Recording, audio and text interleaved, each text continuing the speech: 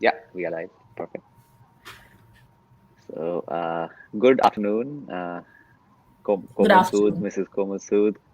How are you? It's really good to meet you. Same here. All well. Thank God for that. I call you the charismatic Komal Sood because the first time I met you, I remember you had come to Vega schools to see us, and you had me captivated with the way you were talking to me, the content, what you were saying, and I said, "Wow, that's so cool!" And I mean, one of the really important qualities for an educator is to be engaging, and you were much more than engaging. You were charismatic. So forgive me if I call you charismatic Komal Sood. No, I thought I spoke far too much or whatever, and I walked out thinking, God, what they must be thinking about me. So you've done it all. You were the youngest principal of the Shriram school. You've been involved with the Shiv Nadar Foundation in the past. You're now the principal of Army School, and you're also on the leadership board of Vega schools. It's wonderful to have you. You have an infectious energy. I just spoke to a student of yours a few days ago, an ex-student, and the grapevine is that all the students love you and they still reach out to you, even though they are young professionals, which is a great validation as an educator. And my own life, in a sense, is a slightly unusual one because I was in the hardcore corporate world. I was a corporate entrepreneur, and I made a lateral switch to social entrepreneurship, which is schools and education, Vega schools. And during my sabbatical, I mean, I took a sabbatical in between the transition and about a 2.5 year transition. And I during that time, and I think I was close to 37 or 38 years old. I really didn't know what I wanted to do, which is probably Very not natural, I would unusual, say. which is not very unusual. And That's and and right. I guess children who are younger, young people also, the younger you are, probably the more confused you are, which is really the context for this conversation, and how important it is for young people to have some thoughts, some ideas on the directions to take. So I wanted to start with the end. The end is always important, and the end really is that are in your experience, are most people happy with their work life? Are most the career choices that most people take, are they able to meet the expectations from the careers that they've chosen? What's your sense, seeing your students over decades, years? Love to hear from you. Okay. Uh, See, so whatever I'm going to be saying is, what we see in a large scale scenario, because obviously in small pockets and in certain areas or certain families or whatever, a lot of freedom may be there. But when you look at it from a larger perspective, I would say three things are there which actually drive the career choices of, and I wouldn't want to say kids, but anybody for that matter, even young adults. And we all know money seems to be the topmost criteria or the topmost priority. What career is going to give me the maximum amount of money? And in between, I'll probably just tell you certain incidents that have happened through my life, because you come across so many children, so many adults. And so an incident is, I remember sitting at assembly and talking to the kids about what careers are you looking at, and when you grow up. And there was this one kid, and this has stayed with me. I think this incident happened almost 20 years ago, where he stood up in assembly and he said, I want to be a CEO. When he said that, you realize that this particular child, and the child was probably in class 9. You realize the child doesn't know what is a CEO, is probably the position, the power, the money, or whatever that's attracting him. But he could be a CEO of an agro industry, he could be a CEO of an education industry, he could be a CEO of anything. So that's a position and not a career. So I would say the foremost thing is obviously money is the driving factor. The second, very unfortunate, is what will the world say? लोग क्या कहेंगे, मैं क्या करूंगा if I'm getting into an offbeat field? अरे, this is a hobby. So you want to become a model, it's a hobby. But अच्छा, but काम क्या करते हो? What work do you do? What career are you in? So you do not associate that with it. So obviously how the world is going to perceive you is the second one. And the third obviously is parents. In most cases, I would say in India, I don't want to comment on how it is abroad, but in India, definitely parents dictate in the careers or the choices that you are making. And it starts from taking up the science stream in class 12 or class 11 and 12, because otherwise humanities go, okay, what are you going to do later in life? But if you get into the science stream, so coming back from there, I would say things are changing definitely now. But I still feel a majority of the people, I wouldn't say unhappy, but they are dissatisfied because certain things that they are looking at, so money may be there, but it doesn't give you the kind of happiness or whatever. But I think things are changing. When I mention that, is a lot of people have this midlife crisis where they are taking that risk to change into something that they now enjoy doing, or they've finally found their strength. But I would say majority, no. I would say dissatisfied. Like I said, I wouldn't want to say, unhappy or whatever. Maybe a percentage is still unhappy, but you're just stuck there and you don't have the courage to move out from there. That's very, very insightful and also very shocking because it's the role of educators, of parents, to create the ecosystem for learners to make better choices. And if you're saying that learners, students, and learners are a large number of them that you know of are dissatisfied, then that's certainly something for all of us to, both as parents and educators, to think about. In fact, I'm fascinated by people who make mid-career career changes, and one such person is a well-known author, Gurcharan Das. And of course, now we have the pandemic, but before the pandemic, he and I used to walk together in Lodi and talk about a variety of things. And I asked him, I said, what you became, he was the head of Procter and Gamble, and then he became a celebrated author. And I asked him, I said, what are you, and he's done a lot of thinking in this area. And I said, what do you think is the reason why people are, they don't find what they want to do? More often than not, they don't find. And he said that according to him, the reason was that people are not learning by doing.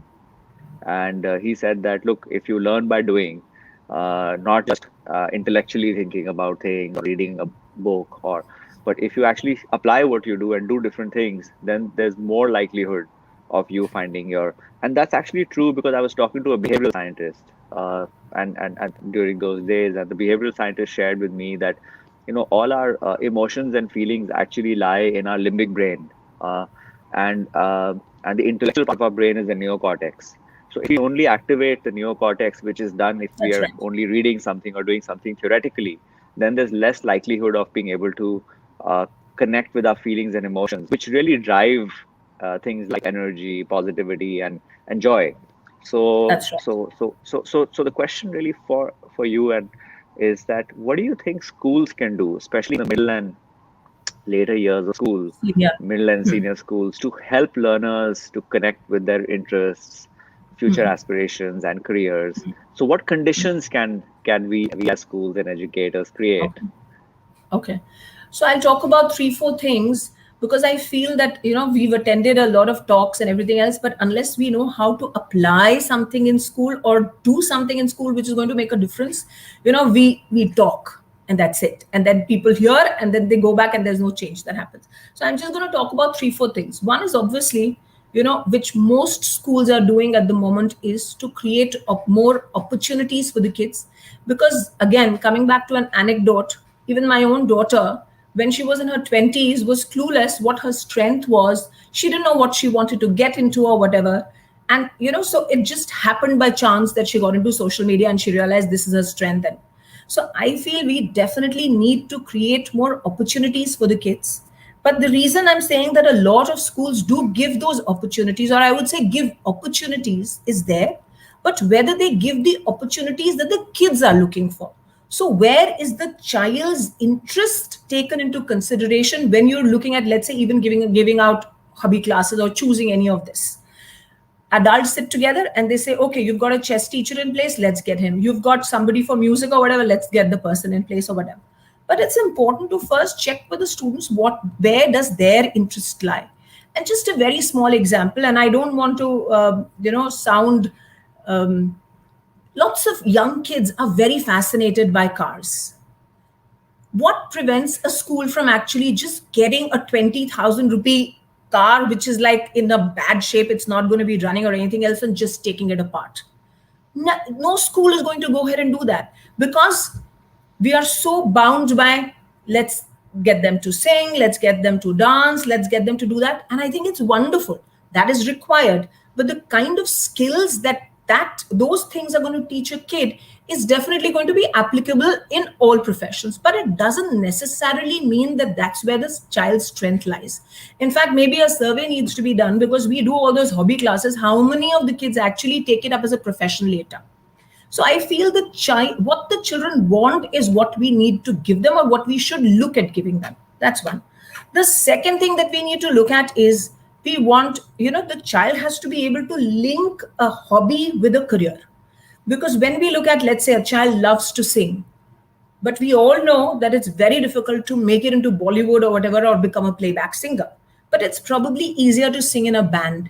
Give them the opportunity to create a band in school and then sing, so that they know that singing leads to a certain career or whatever, and I can take it up later and I will earn money from this. Because at the end of the day, money is important. But you're also getting money out of doing something that you truly enjoy. So that's the second part. So I would say link it to something. So link it to a vocation, or link it to. The third thing that I would want to say is, I don't know whether you've heard, there is something called as a 20% time, which Google started. Many Yes. years ago in 2004, Larry They Page allow turned the around and employees, said, yes. exactly, that the employees get that 20% time to do what they think is going to be beneficial to Google. But obviously, they could create, they could innovate, they could do whatever.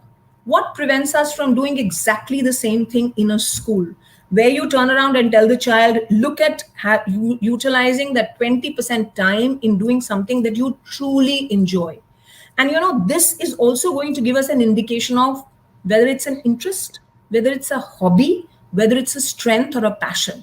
Because obviously, if it's year after year, you're giving them their opportunity, and the child sticks with the same thing maybe for 4 years or 5 years or whatever, then both the parents and the school gets an indication that yes, probably it's a passion and it's a strength. Whereas obviously, if it's something's changing year after year or whatever, then it's probably just a fleeting hobby and it's going to go. So I would say give them that flexibility to choose what they want to do. And but I would also say, as an educator, there has to be a certain element of accountability, but do not grade it. The moment you attach marks to it or anything else, the fun component is going to go out from there. So I would definitely say don't grade it, but then give them an opportunity to tell the world, this is exactly the project that I'm doing. Give them a teacher mentor, give them a parent mentor. And a school like Vega can obviously do that, because you're looking at a select clientele, you're looking at an involved parent community that would want to be an equal participant in the upbringing of the child. And I would say, even leading up to college and careers later, and forget the career part of it, but let's turn around and say college. Let's say you've literally created a portfolio for yourself, which then gives you easy access to a particular course or whatever, because you have this. Now, coming back to an anecdote, I still remember that there was this child in class 10, and and this is almost 10, 15, 10, 12 years ago. And the way we work, how many marks have you got in your class 10 board exams is going to determine which, stream you're going to be choosing. So it's like the science stream, you're looking at the kids who've scored a certain number of marks or whatever. And if the child has consistently not done well in the sciences, you turn around and tell them, no, no, no, no, not good enough or whatever. And I remember this mother coming to me, and the child had not done well in his class 10. In fact, he'd consistently not done well in his class 10 exams, in his science and math. Let's say in class 8, 9, and 10, consistently he hadn't done so well. And the way we are, I turned around and told the child, I said, but we're looking at your performance and you haven't done well. Even if I look at your class 6, grade 7, 8, whatever, somewhere you should have been able to prove yourself and show it to me that you're interested in the subject or whatever. And he brought with him, and the mother came with him. She brought this pile of notebooks and other things, because he was into designing automobiles and other things. And you're looking at, so this was from class 6, this was from class 7, this was from 8, and this from. So literally there were these piles of books which had kid drawing and, beautiful stuff. And I would say, from the engineering perspective, not so much the creative part of it. I looked at it, and I think something in me at that point of time must have, made the right decision or whatever. And I said, fine, you're literally in your 40s or 50s in your board exam or whatever, but let's just take the risk of giving him the science stream. When you turn around and say the alumni, it makes me so happy that the child went on to join a robotics company after that. He created a robotics kit for the children. And recently, a couple of months ago, he sent me a message. In fact, I'm now on the board of that company, so to speak, or whatever, because he brought me in and he ended up winning the international design competition.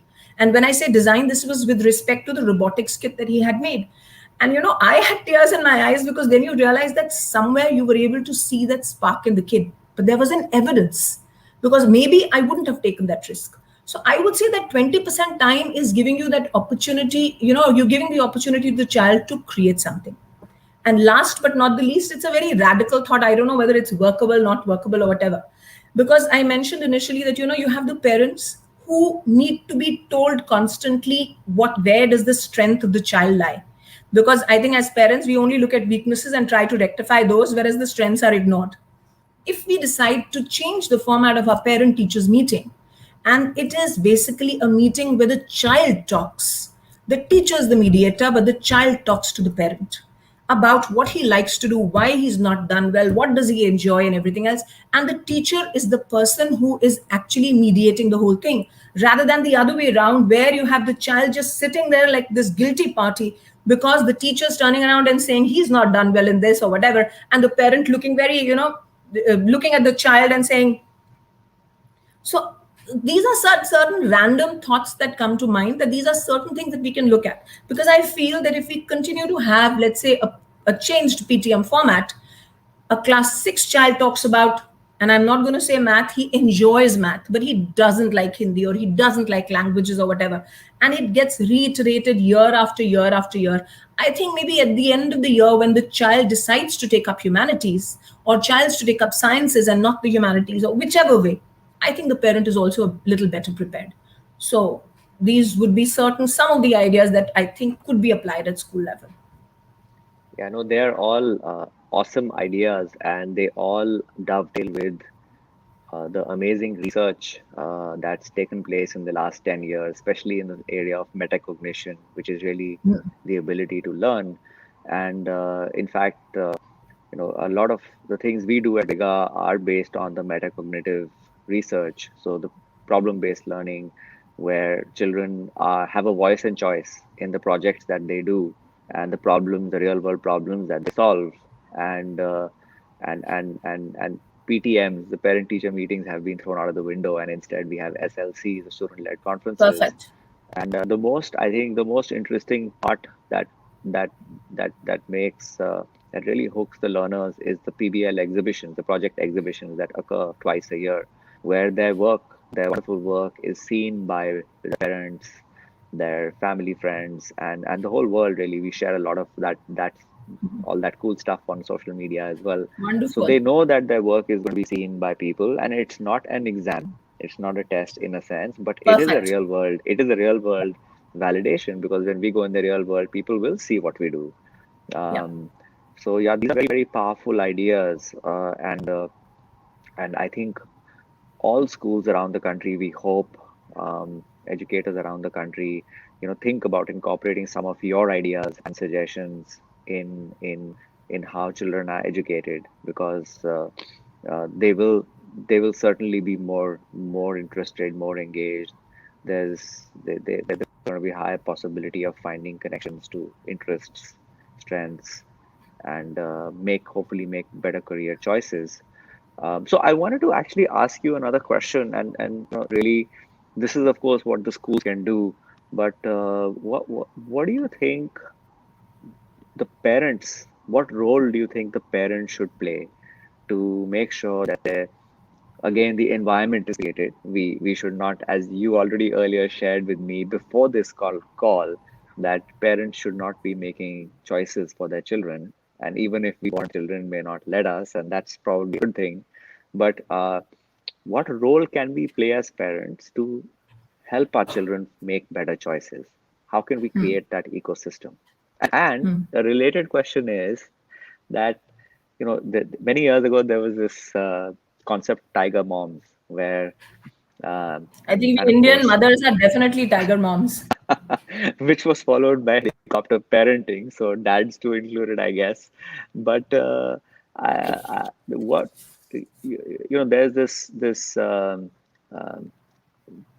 archetype of parent that says, no, I'm going to get my child to only focus on this one thing that I want my child to do. Project your own ambitions on your children, essentially, and and uh, and hence make them do things that they are not interested in, not make them do things that they might actually be interested in. So the specialist versus the generalist approach.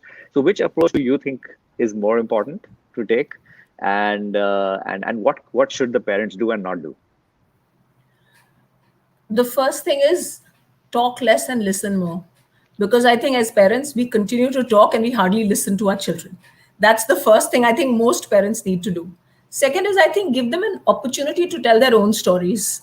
Because what's happening at the moment is, I used to walk 4 miles to school, you have a car and everything else or whatever. Those are the kind of things that get spouted out of our mouth all the time. So it's always we are talking, talking, talking and expecting that they're going to be listening. And that's how, they are going to value whatever that we are doing for them. Please understand, they are a responsibility, yes, but they also have a mind of their own. Then I would say the third thing is, which I think I mentioned earlier also, is, and I don't want to say Indian parents, but I think parents in general concentrate only on the weaknesses. Imagine if a child is not doing well in, let's say, chemistry, and that happens to be my subject, is not doing well in chemistry. What is the first thing that the parent is going to do? The first thing that the parent is going to do is give him a tutor, a coach, or something else, and make sure teen bar hafte mein or whatever, or 4 times in a week or whatever, you're going to be going and getting and learning chemistry. Imagine this child is spending time or more time doing something that he actually doesn't like, and that is getting perpetrated by the parent instead of the other way around. You're bringing up an unhappy child. So I'm not saying that do not give him a coach or a tutor or whatever, but I think it's important, instead of just harping on the fact that he can't do chem, it's also important to balance it out with something where his strength lies. Whereas I've sat through parent teachers meetings and everything else where the parent turns around and asks the child, okay, you've got a 98, but you turn around and tell me, where did you lose those 2 marks? So, and you sometimes feel like just banging your head, where you turn around and say that instead of looking at where does the child's strength lies, you've just focused on the fact on those 2 marks or 3 marks or even 20 marks for that matter, just completely ignoring the fact as to where the child's strength lies. I think so. It's so important to look at that, because that the strengths are going to be the ones which are going to take him forward later. And he may, under your pressure, initially take up a career choice, but he's going to be happy and may change his career midlife, because now he's not so-called ruled by you or whatever, doing exactly what he wanted to, and you knew it as a parent, but you tended to ignore that or whatever because you were only focusing on the weaknesses. So I just feel that it's important that focus on the strengths, build the strengths. So as a parent, I would say, if you need to give them coaching or training or anything else, give them in the strength rather than in the, unless the child is really doing very badly or whatever in something, so that he manages to kind of keep his head afloat. So I think that's important. Second is, I think this whole Indian concept of everything needs to be evaluated. Everything needs to be good or bad or whatever. So if you've done something, as a parent, you turn around and say, oh, the painting is very good. Why does everything have to be good or bad? You can always have more conversations, which I don't want to say Indian parents, but I would say parents generally don't do. It's either, it's an evaluation. Acha hai, bura hai, and that's the way it is. The second is, I would say, do not turn around and put your expectations or whatever, for example, I'm a doctor. I would want my child to become a doctor. Start talking about it initially only. I would say the most criminal thing to do, because initially only you put a certain expectation over there. And I have family members where it's in their mind, this child or this cousin's child went to Eton, and or this child went to IIT, went to IIM, and then became a CEO of a company. My son is going to follow his footsteps. Your child could be a completely different person. So, so you've chosen role models for them or whatever, but this is what you wanted to do. This is your aspiration. Where is the child's aspiration, child's interest, child's strength or whatever coming in? So I would say the more we kind of the tiger mom concept. I don't want to say tiger mom, tiger dads also exist in India or whatever. So I would say the parents need to kind of just take a step back and focus on the strengths and just forget about the weaknesses. Be there to support the child in terms of the weaknesses or whatever, but I would say hone their skills totally. Yes, that's very, very insightful, and that's almost counterintuitive, and it certainly goes against popular perception of how we think, what we do. So I think this is very, very useful for a lot of people to maybe challenge themselves to think a little differently. And coming from you, who's really seen your learners, your students evolve over the last few years and decades, I think it's something that we really need to pay a lot of attention to. I was talking to one of the Vega School's board members, Rajan Huda, who's also been, he's led many companies, some of the biggest Fortune 500 companies around the world. And I was actually asking him about, what should we do when children are young? Should we lead them to be specialists or to be generalists? And this is a big debate again that's been raging for many years. And he had a very interesting insight. He shared that, look, you know, always get children to try different things, and when they try different things that they want to try, and as you rightly said, at least 20% of the time, then there is more likelihood of them finding things that energize them, that are their strengths. But he also went a step further and said something very interesting. And he said that, look, other than what they choose, one of the most important habits to inculcate is the habit of hard work and perseverance. Very important. So, if we can, and for us to really create situations and circumstances for children to be able to develop, to make those connections between hard work and success, hard work and excellence. And I think the Vedas also refer uh, to to this, and that is that, our popular perception in today's world is, I have to compete and win against the world, while the Yes, Vedas said that, look, do the best I can do and focus on excellence, and exactly. success will absolutely ensue and follow. So wanted to have your thoughts on again, this very counterintuitive way of thinking. See, taking on from what you said in the end, I think every child needs to understand, and every educator in school needs to understand that the child is competing with himself and herself. He or she is not competing with the next person or the next roll number or whatever. Reason being that when he's out into the world, it is going to be these skills that you're talking about which are going to hold him in good stead. And I think that's where the parent thing also comes into place, because when you talk about perseverance and hard work, another example is, I continue, and this is what, because I've seen so many of my alumni, get out into the world or whatever.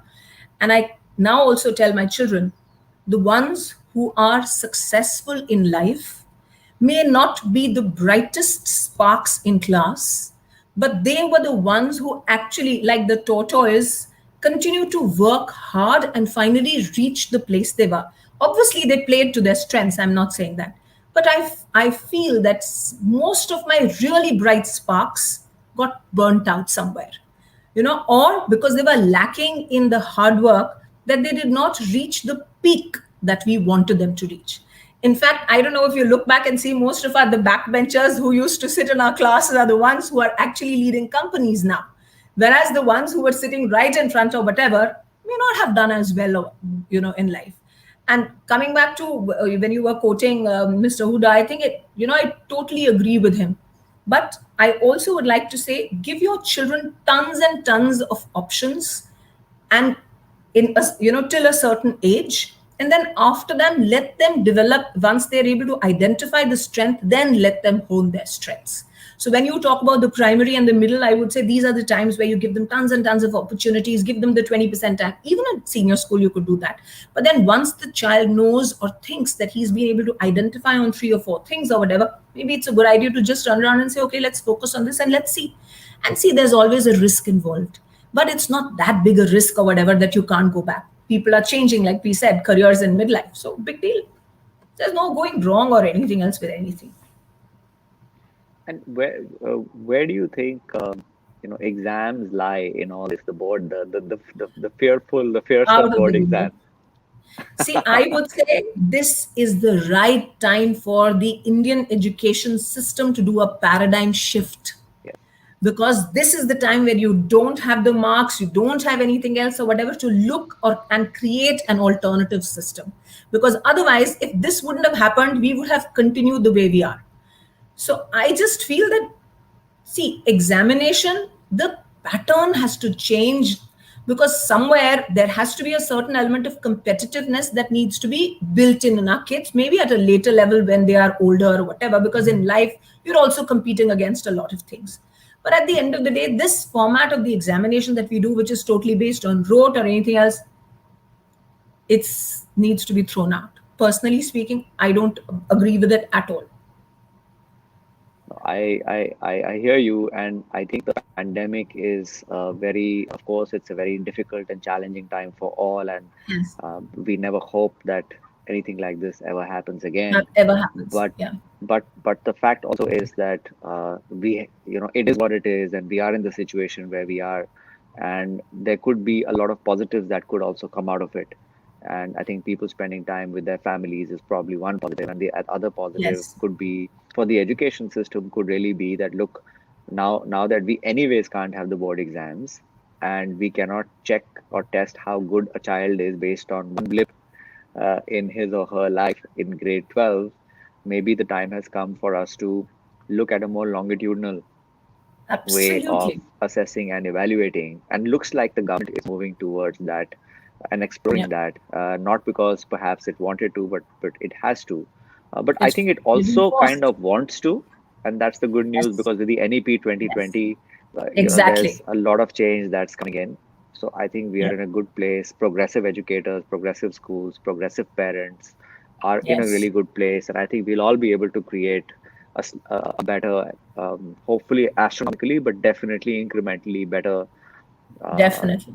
I think the situation for our biggest change children. that the pandemic has brought in is, and I'm looking at it from an educator perspective, and I look at you as being a part of a school, is the technology which has entered into the classroom, into all our lives as well.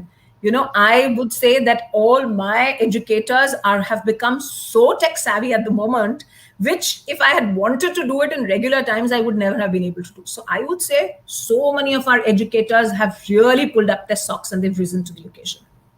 Absolutely. I think that's again a huge positive that's come out of adversity of the pandemic, Exactly. and I think all of us, it's time really for all of us, for educators, for schools, for parents, to go to the next level of evolution of what we can do for our children. True. Uh, True. because going back to what you said, when we began, and thank you for your candor. You're always candid, and that's why I love talking to you. You speak from your heart. Is that most children are, in your experience, most children are dissatisfied as their careers progress, and that's something that we really need to think very seriously about as educators and parents. You also said that don't chase money. Let money chase you, if at all, but don't chase money. CEO is not a career. Absolutely right. CEO is not a career. CEO is a position, and the whole point is to focus on doing what we do really well, to work really hard, learn the value of perseverance, because perseverance is what leads to success, and our scriptures say that, validate that as well. So this was said 4,000 years ago, as well. And connect children with things they enjoy. The 20% Google rule, apply it to schools, apply it to what we do at home with our children. Don't assess them on those things necessarily, Yeah. or at least don't assess them. Um, if we I have would say to don't assess them, evaluate them. Don't give don't them marks. evaluate them. Yeah. Don't give marks to them. Assess them. We do, for Yeah. example, at Vega, we Yes. do a lot of rubric-based Yes. assessments, formative Yes. assessments. Yeah. I think the other important thing you shared was that we should also look very carefully at hobbies, interests, strengths of children, passions of children. and see if these hobbies and interests and strengths and passions can become potential careers. Careers. Yeah. Um, the Don't focus on weaknesses, instead focus on strength. I think it's been possibly part of Asian culture to focus on weaknesses, and Yes. it's time to maybe reevaluate, rethink that, and focus on strengths. I mean, all the HR heads that and CEOs we talk to, they all say that all the modern evaluation systems, the companies, are based on evaluating strengths and aligning people and aligning teams for their strengths. So the That's world right. has moved to assessing, evaluating, aligning strengths. Even when it comes to feedback, uh, the corporate world is focusing on now on positive reinforcement because that leads to Exactly. greater motivation. So all these things kind of tie in with each other. That if we evaluate strengths, if we focus on strengths, if we reinforce children, even adults, in a positive way, then there's a greater possibility that they'll do better and better and better. And of course, what you said was interesting that you found that the backbenchers are probably um, uh, bigger leaders today than the front benchers, and that's also something we need to really think about. Parents need to think about, schools need to think about. And finally, I think the most important phrase for me really was talk less and listen more to children. And I hope that all the educators and parents who heard this dialogue will also listen more to you and your ideas. And yeah, I really enjoyed this dialogue with you, Komal Sood, Thank and you. you are as charismatic as ever. And thank you for your time. Thank you. Thank you. I loved every minute of it. Thank you very much. And you have a good weekend. Take care. Bye bye. You too. Thank you. Bye bye.